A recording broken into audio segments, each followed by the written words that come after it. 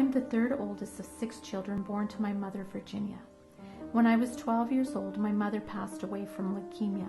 She was only 32 years old. My brother and sisters and I grew up in care despite the fact that we came from a large extended family.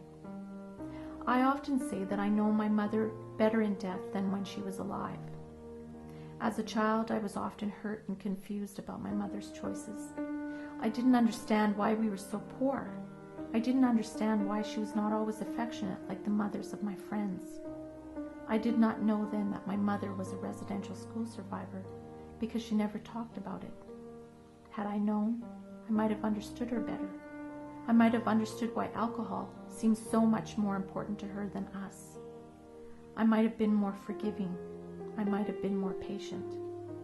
It wasn't until years later, when I was older and had learned more about the history of residential schools, that I realized alcohol was my mother's way of coping with untold pain and recollections born from her residential school experiences.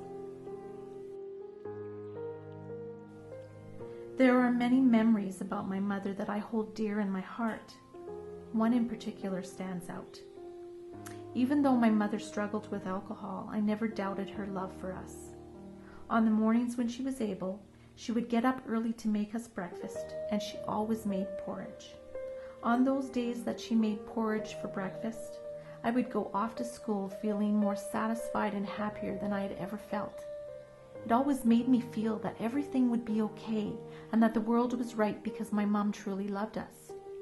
It dawned on me years later that the simple act of making porridge was my mother's way of showing us that she cared for us and that she loved us. I wish I had the chance to tell my mom that I understand now why she struggled so, that I forgive her, that I miss her, and that I love her too.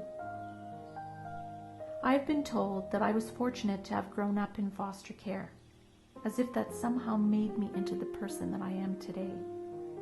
It has to a certain extent, but the real credit is simply due to the enduring strength of my mom's love. My mom's love was cooked into every bowl of porridge served.